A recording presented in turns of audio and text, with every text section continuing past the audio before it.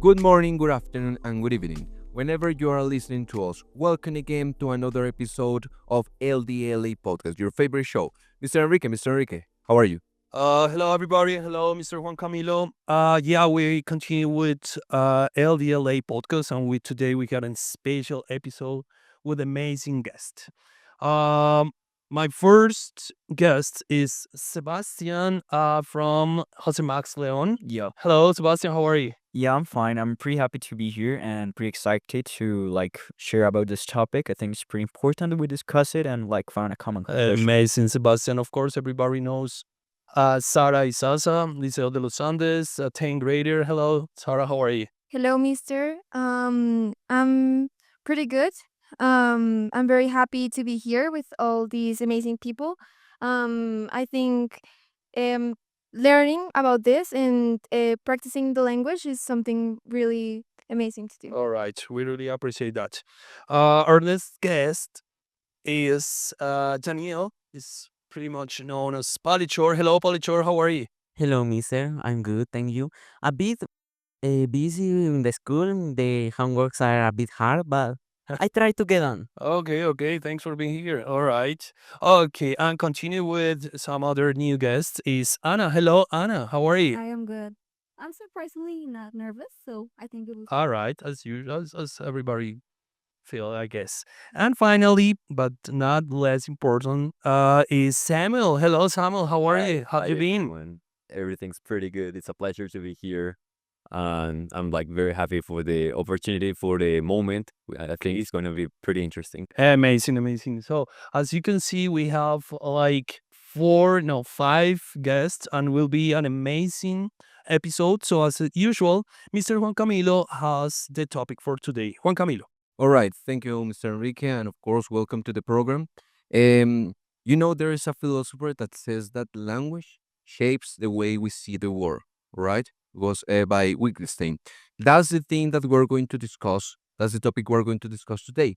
How the language shapes and models the thing in which we act, and how the censorship plays a very important role in society. Is censorship something good, something bad, something fair? It is all up to you. So I don't know who of you wants to start. Of course, yes, Sebastian. Okay, so I want to do a little emphasis on what censorship is on societies. For example, if we take a more political approach, we can see that some regiments like authoritarian regiments or even like North Korea or even China, they have a strong censorship because they want to control its population because the way to manage the way the people act and the people move besides in the country. But I think that's wrong because the censorship basically is like a strategy of control to the press, to the public in general, and that's limiting the knowledge that we have into the public eye. And that's a huge problem because the knowledge is everything nowadays. And if you have more knowledge, you're going to be more powerful. You're going to be able to have more abilities to develop your skills outside in community and your personal skills. So I think censorship is something completely bad, and the way that it controls the language is just something ugly and even sometimes invasive to our own liberties and that kind of stuff. All right, right. That's a very good opening, no? So who wants to go? Samo? Well, An- I don't know. I think it's quite hard to decide because, as Salazar said, it's quite powerful to know. But I also think that there are many things that we shouldn't know. For example, I remember that in the Gaza war, there was this Twitter trend where the military men kind of would upload the images of the victims and the heads and the blood and everything. And I think that censorship can be quite good in those cases because there are things that people shouldn't know or there's no need to upload it. So I think it's quite fair to censor some stuff. Now Sebastian is like, oh yes. If you see there's things that happen in our world that are not good or even are cruel, but the public has to know because it's the way that we can improve our society. For example, if the Holocaust, the 1942 or to 1945, if I'm wrong, if we didn't know about that thing, how we can incriminate the Nazis. It could be repeated too. Yeah, So you don't so know we what have to know. happened. There's a pretty common phrase that I know in Spanish, but I think I'm going to say it in English. Try to That paraphrase it. the people that don't know their history are damned to repeat it, and that's awful because I think it's different in the way that it's said or showed.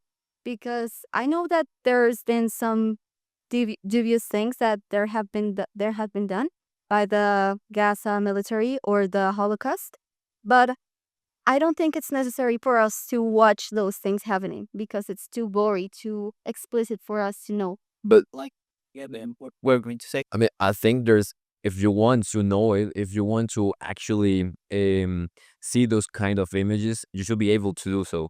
However, I think there should be censorship with public figures, and I want to ask you to you guys, what do you think about this? And is that are public figures allowed to say whatever they want? I mean, there recent cases, or there have been cases throughout a modern society in which celebrities just like go crazy and start talking and sharing hateful speeches and different kinds. Like, That's for pretty example, weird. a famous rapper. I want to make the question going to that part because yes, we can see and you have the point of having the information in there for everyone. Yep. Decide not to see it or to see it is one thing, but what happens with the opinion? For example, taking into account the Holocaust that you were discussing, I know that you have perceived some comments of people saying that didn't happen, or that happened in an Or they deserve exaggerated, it. Or they exact- deserve it. Yeah. Something or like they that. deserved But it. It was good. So look that we're talking about the opinion of the person, not the information that we Uh-huh. receive. You're right. In there, is it good? Is it good or is it bad to have kind of a censorship? in like your opinion. It could be. Well, I think that it depends on the opinion itself because, like, I think that we have to adapt to a world that is changing constantly, and the opinions that promote hate, promote discrimination, could be censorship because that's could be censored. Sorry, it could be wrong to promote the kind of messages because like the biology of the message itself. Because if you promote hate, if you promote racism, that's a not good message that should not be promoted or even heard by some communities. But I think that your opinion personally, if you share it yourself and it's like good and has like the way to manage itself like from a good perspective, you must share it and you don't have to accept like any kind of censorship because like our own opinion are strong enough to change like the way that some people see some situations. For example, the Holocaust. What The thing is that, I mean, I'm pretty sure it's controversial because how do you define if something should be censorship or not? Or not. That pensé, hur kan de se in the 100% truth. So it depends on everyone's opinion. So maybe it should be allowed some spaces for people to talk. These spaces could go pretty wrong if we take it on practice. For example, social media. Are like pretty toxic spaces and people fighting with each other.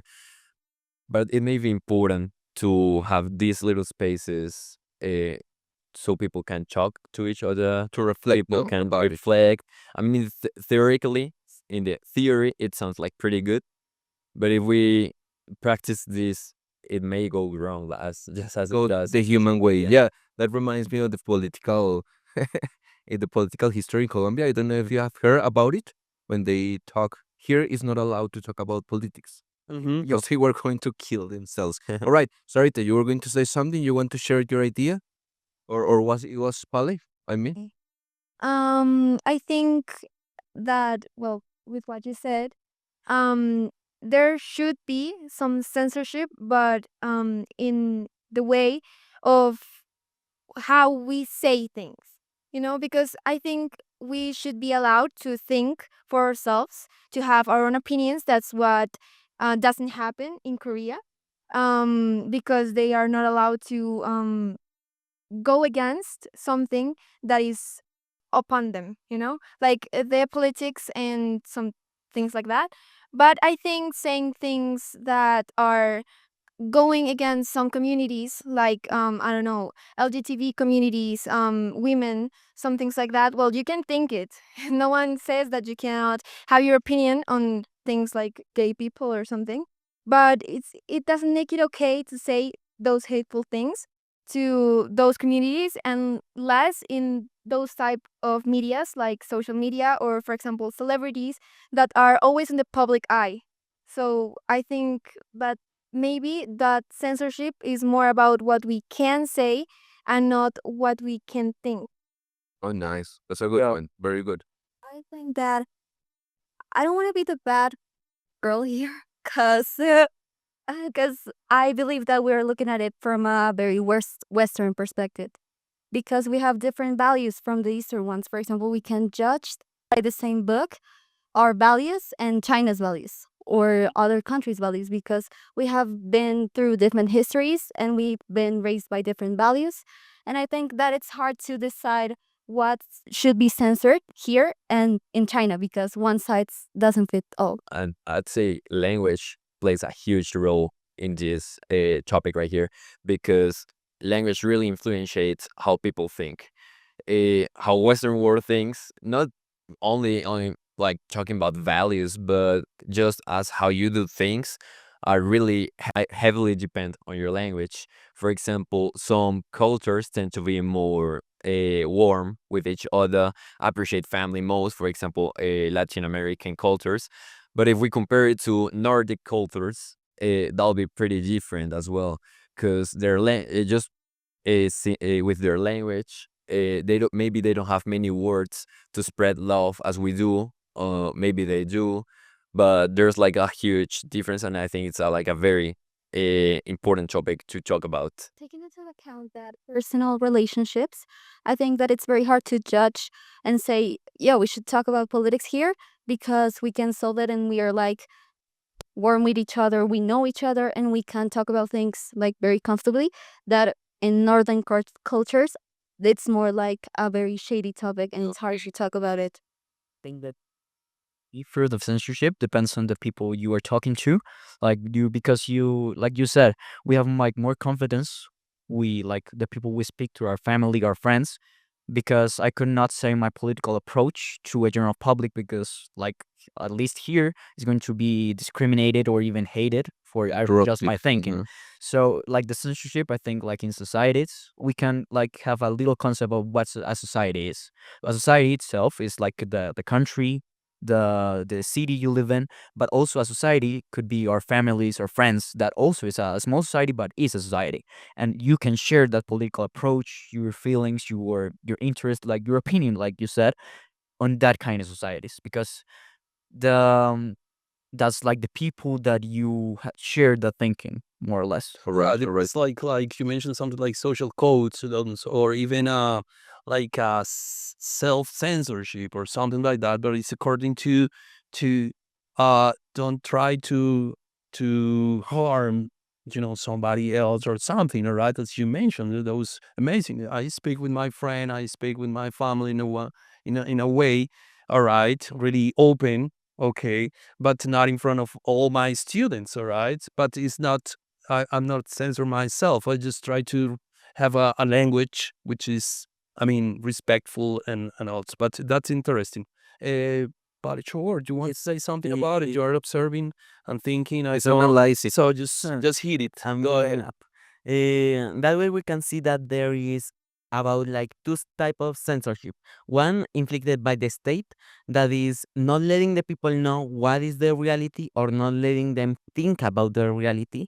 Like we can see in North Korea, where they cannot know about other leaders without being a fugitive of the state or somebody that is targeted by the society.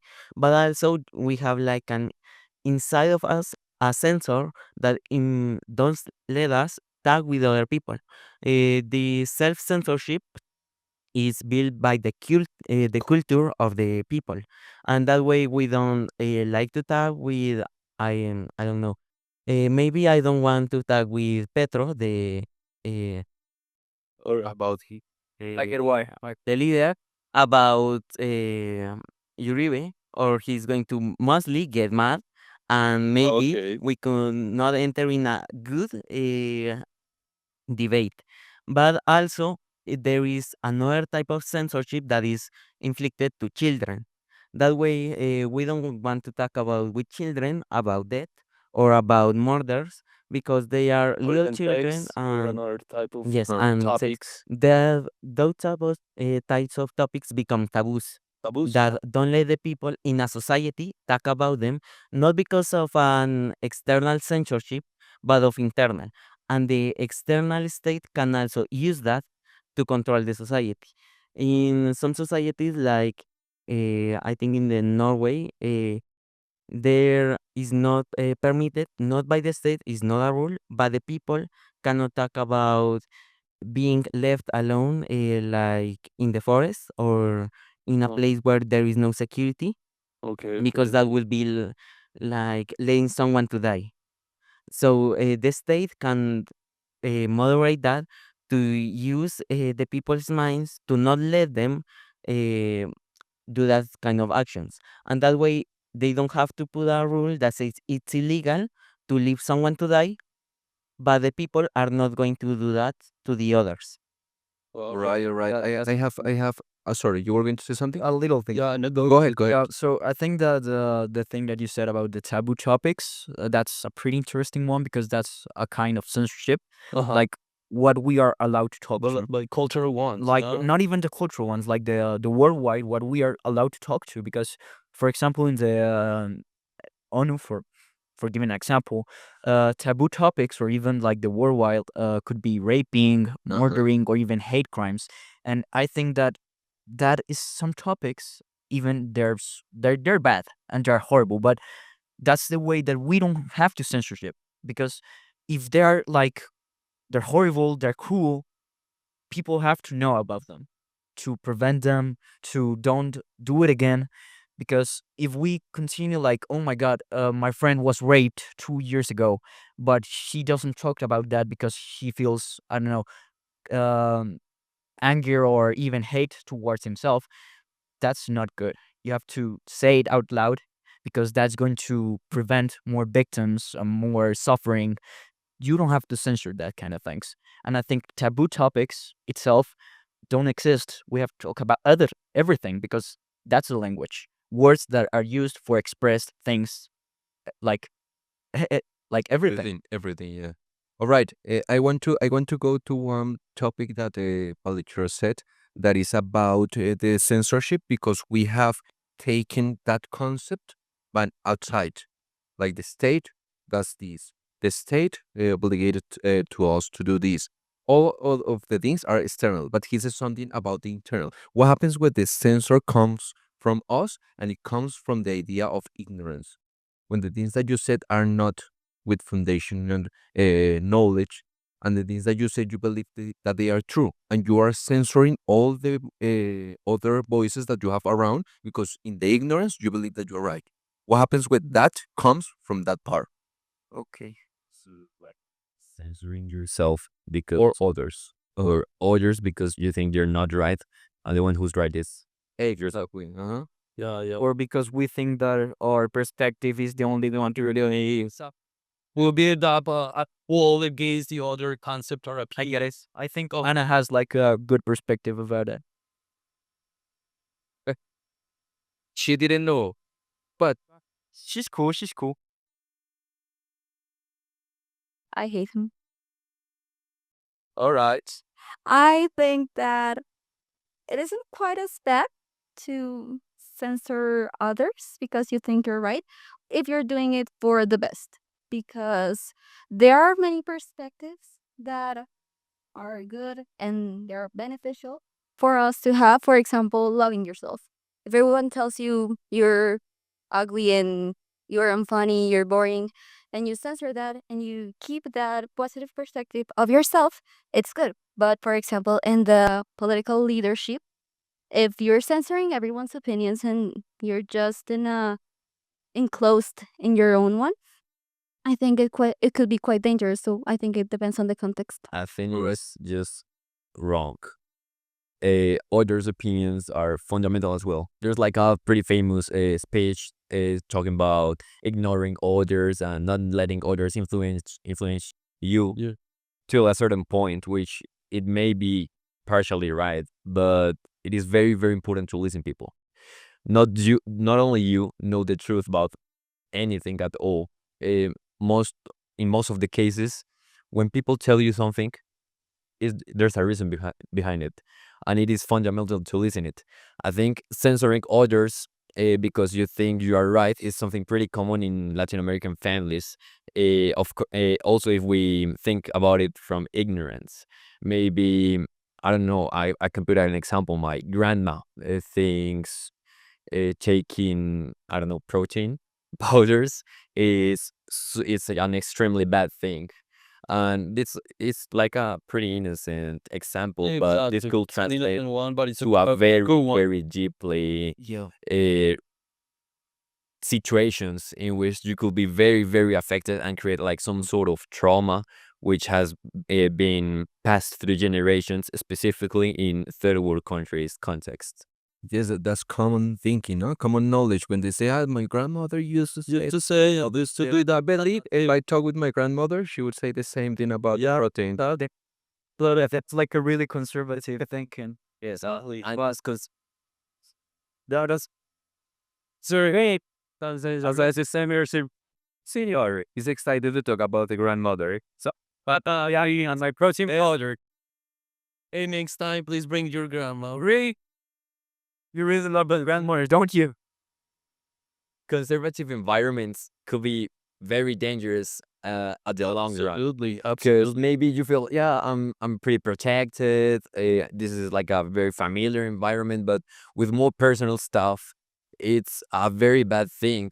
People, not families, censorship each other because of taboos as well. There's where we find like a meeting point between two topics. Um, People tend to keep people just be quiet about things and about stuff. We could put an example about mental health. It's in conservative families, it's a very, very rare topic because you don't really talk about it, and everyone is supposed to be happy. And if you're not happy, it's because you're ungrateful or something like that. That we are in a example. See what you have. Sarita, you would have to share something? I think what you're saying is very interesting, but I think there will always be some things that you have to censor from others. You know, mostly in this time, this era of the 21st century where everyone is really influential, something like that. You see, everyone has their opinions, but right now people count those opinions as theirs, so they change their own perceptions, their own opinions, so no one would have like their own perceptions, their own opinions, their own anything, because they're always listening to others, you know. So like I think it's important to listen to other people, but sometimes you have to protect what you think, what you know, because not all the time other people are right. So if you are always like, well, they have a reason, they believe that for some reason, they have their experiences, whatever. But you should sometimes protect that and censor what other people are saying. For example, if there are hateful comments, like Anna said, or hateful comments towards other communities or towards your friends, for example, it's like an Yes. Oh, stupid yeah. example. Country. But Oh, you going? Okay, then go on. Well, I don't know. I think that changed my mind, and I am more inclined to agree with Mendoza because censorship uh, kind of means that you won't listen to those stuff. Like, it's different listening to something and like analyzing it and then forming your own opinion. That's what people should do, and just censor it. And I think that's what people shouldn't do because no matter what the comments they make or if they're good or bad, I think that it's important to listen to those comments. Like, you have to have your own critical thinking in order to decide what you're gonna think. All right. I want to support the idea of Sarah. That is not to find the truth, no? It's just to debate it. But there is one fragment of Umberto Eco which says that back in the days you have the stupid guy the kind of guy that got drunk, says some hateful things, and in the same bar, or he, somebody stops him, all right, and he's quiet. But nowadays, those same people, the drunk guys or the stupid kind of guys, they have internet connection, and they can share, and they can in the same level of a Nobel Prize.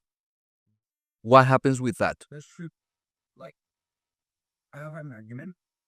First, your opinion and your opinion that like our greatest philosophers of all human history was Socrates, and he used like a way to find the correct answer, the better way towards a problem, and was the mayeutica. It was Mhm. a way that you ask yourself and others about what you think between one problematic, and censorship is completely against the mayeutica, and it's proven that the mayeutica is a way to like the knowledge of yourself and others is going to improve because we're going to have a lot of perspective towards just one problem. And like censorship, that kind of things, or even the feelings or the thinking of other ones are not good. And even if a drunk guy says something, there's also a pretty cool phrase that a drunk guy never says a lie. And that's true. And that's true. Even if a drunk guy tells you, man, I'm poor, I'm starving, I have a lot of problems, you believe him. You believe him. And you're going to help him, but you don't censorship that kind of perspectives of that kind of things because that's a way you manage people, you get more into the community, you find a lot of perspectives, a lot of arguments in common, but also a lot of solutions. Sebastian knows a lot of drunk guys. A lot of trans. I mean, one he says His opinion be as important or as relevant as a Nobel Prize one, because that's I think oh, that's half of the phrase this philosopher said, and is that uh, there inside social media, maybe the whole the amount of people who reads the message from this drunk guy could be the same as those who read the message from a Nobel Prize. So at what point is it important to have this free speech politics, or yeah, politics, if we are at the end promoting more this kind of messages rather than more intellectual or not hateful people? All right, all right. You want to share something? yes. But if we're trying to draw a line between who can talk and who cannot, we're not letting a whole group of people letting express themselves and maybe have ideas, because the talent is not only from the people that are intelligent. The other people that we are just leaving them as they cannot do such a good argument, we're not letting them talk. The principal idea of this discussion is what to censor and what to not censor. And we're talking about opening ourselves to new ideas. But how much can we be open? Because if we just open our minds and be credible, we just let everything get in, and we don't like filter the things. So the censorship will not be like just a straight wall that doesn't let anything come, but more like a filter that lets the things enter, and then we decide with a critical thinking what is good for us and what is not good, and we can the scrap talkings or the cheat ideas, and let only the concepts that can build inside of us a new culture, build inside of us a new perspective, to let not only the ideas of the others in, but also put inside the filter our own ideas, and not only criticize the ideas that comes from other, but also let our ideas not be complete realities, not be dogmas, but Mhm. also let them into a perspective and let them into the judgment of others to know what is a real thinking that we can have inside of us.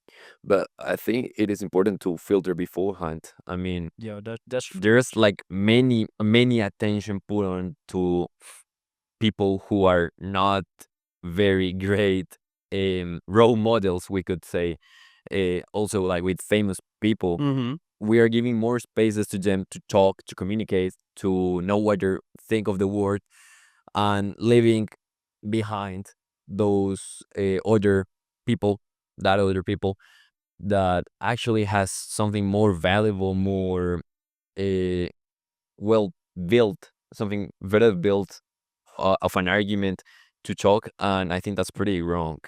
Media is giving too much attention to famous people, not because of what they are, but because of what they represent and why they and they represent things that are not very good or healthy for the society. Exactly. Yeah.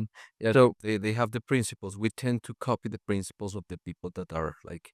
And that makes like a whole structural problem as well. yeah, and like with the whole boom of social media, we are now like really exposed to influencers that are not good for us, not healthy, or even that they promote some messages like what's the lifestyle that we are exposed to right now.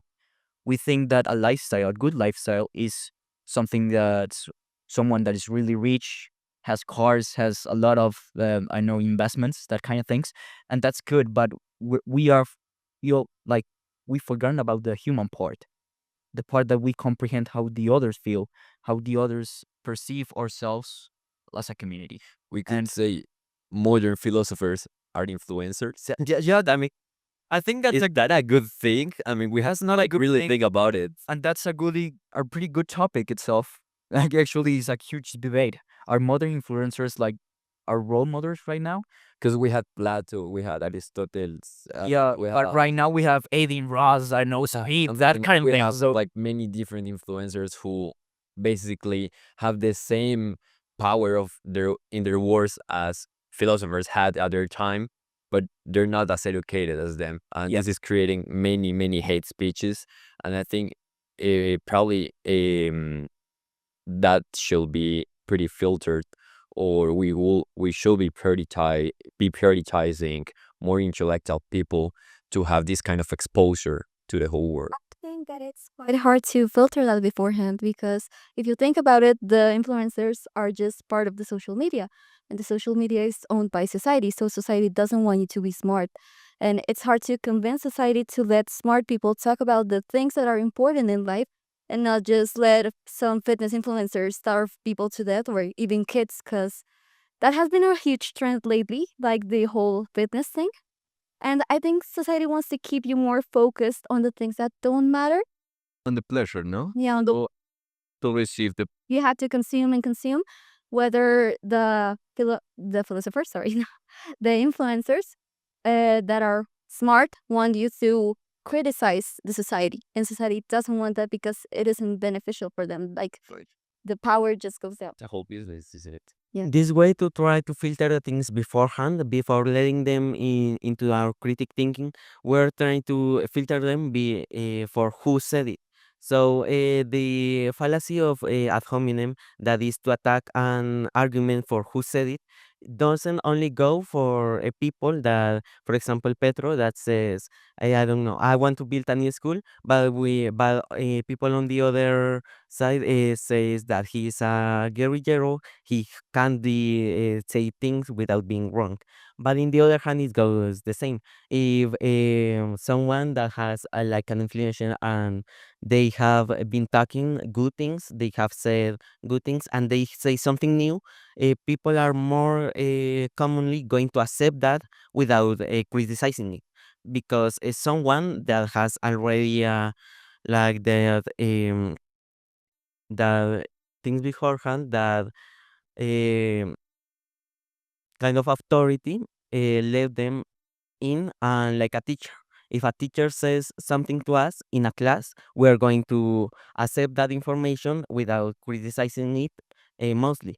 And with the internet, we have the power to check anything that we want with a couple of clicks. But the problem is that now we don't want to do to click the hard, information. yeah. It, Well, we are lazy, and we want the things that are fastest and easiest than to actually criticize the thinking and research and read more. all right. All right, definitely. You want to say something, or I just I You're think closing. sometimes, like, to filter beforehand, it really depends on, it may sound bad, but in how much education that person has. Because sometimes, and I think that's what happens in the world with the political things, and is that people think don't have other perspectives because they don't know. They are ignorant. They believe what other people say. So they are these people that is famous, or this president, whatever, says this, so it must be true. Okay, so if they don't have, like, if they don't know it's wrong, they don't know how to filter it, and they don't know how to um take what's good or what's bad, because they don't know what is good and what's bad. I think that happens with kids too. You see, right now they watch a lot of YouTube and those things, and really they just copy what they see. They copy what they see. If what they see, they remember it, and they tell it to their friends, and their friends believe them because they don't have other things. Like grandmas. Yes. So Totally. they don't have, like, those perspectives, or they don't know about Plato or Aristotle. They don't know about all those things, and they just go with the flow, basically. So I think that's really, really hard in a society like this one, um, because I don't know, it's just something that really relates to monetary injustice. You see, like, poor people, I don't know, see, yes, they just believe what they're told. Look, that You know? is like a taboo, no? She's censoring herself. Like, But I just sometimes I think that poor people could have like a huge perspective of even what life is, because sometimes they have harder situations that we have, and that's like they have like a more open-minded kind of stuff. But I also think that what she says about poor people taking political decisions or some things, that's a taboo kind of thing, because like get like we're going to get honest here, and that's going to sound like pretty kind of bad thing, but poor people in countries are the majority, and they take, for good or for bad, they take the decisions, yeah. political decisions, health decisions, economical decisions. They take the decisions, and even if they don't have like the proper education or the proper like knowledge about taking a decision, we shouldn't like discriminate them because being like part of that part of the community, because we don't like choose like with what economical status we born.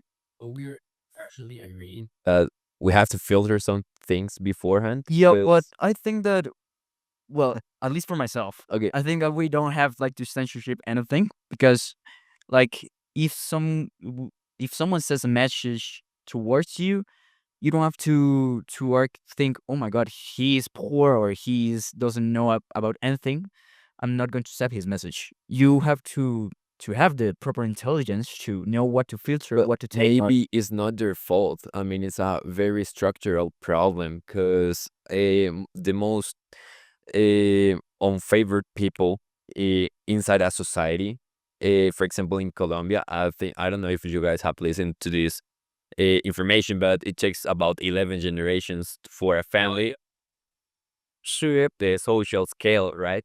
So during 11 generations, there's not much you can do to actually educate yourself and to develop a proper critical thinking in order to filter and to decide whether something or an opinion someone else said is right or wrong. Maybe you don't even have time to think about it, like Maybe it's not their fault. yeah, because you are pretty concentrated on surviving. Yeah, on surviving. That's what I'm going to say, because like poor people, or even the unfavored ones, because I don't want to say poor people, that sounds kind of bad, but No, that's unfavored ones, for yourself.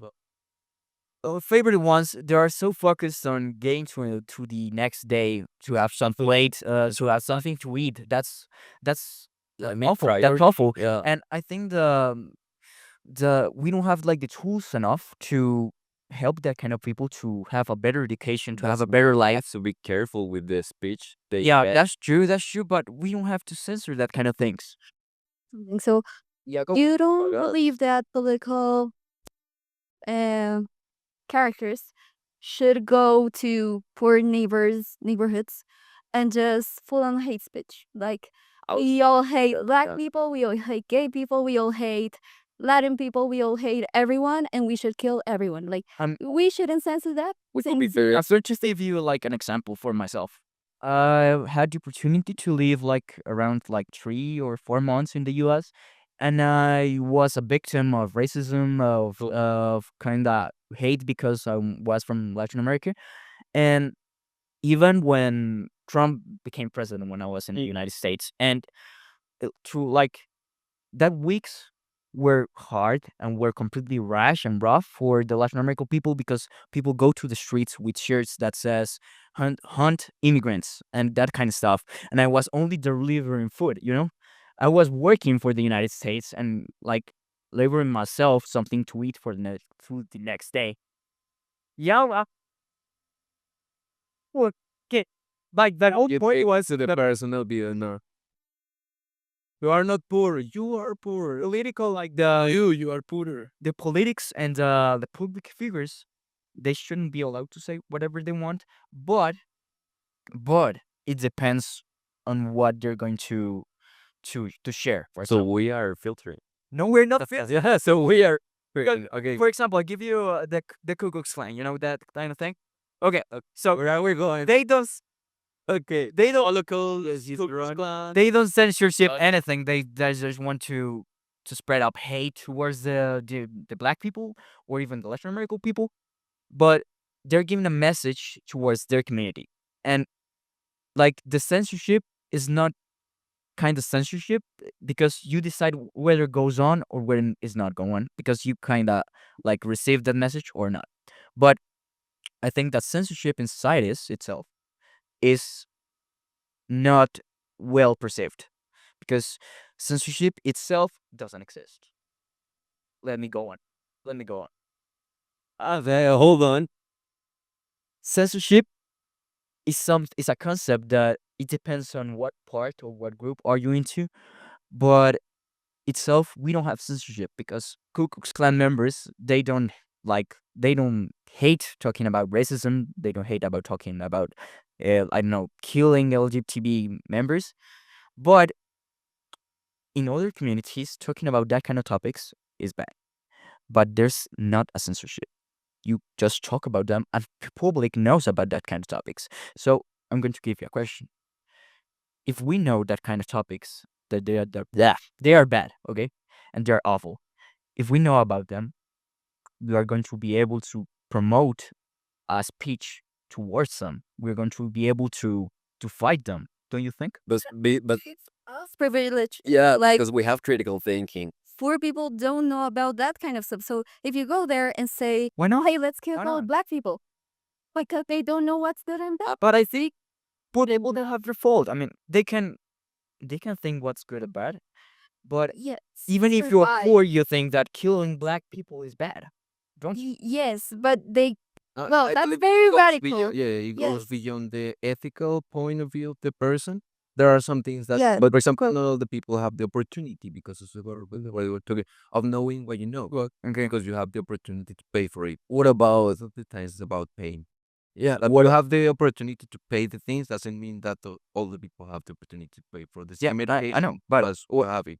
All right. No, let me close it in there. Now we go to the spicy part. Hey, no, I want to close it with something that I don't remember the philosopher that says that I don't agree with you, but I'm going to make everything for you to say it. so you Like, can express yourself. I don't that agree you with will you. you will have the opportunity to say it, even though I'm not in agreement with you. Okay, because Oh, that's a you good want- phrase. I like it. So, Mr. Enrique, you have the ending part. Okay, no, well, I'm so excited to see how you speak. The debate is really open. I don't want to just censor yourself. No, no, no, no, never. I mean, but I'm so happy to listen those guys is speaking about what you think, your appreciation. The debate is open, but the time is over. So I really appreciate you be here. I really appreciate Mr. Juan Camilo. Always, we have some traditions here in this podcast, and we close with a yes/no question. And that yes, no question is in charge, Mr. Juan Camilo. So go ahead. This has to be just yes, no. All right. We Okay. don't want the explanations. Okay. That would be for Another only yes or no. Yeah, there's censoring me, so that's So yeah, Um, no question. yes. In a bad way, right? This is in a bad way that you feel it, not taking into account your ethical part. Have you ever censored somebody? That was fast. Too Yeah. fast. Anita. Yeah. yes. Yes. Yes. Mr. Enrique? Thank you so much. I really appreciate you being here again. I see you next episode. I really appreciate again. Bye bye. Bye. Bye.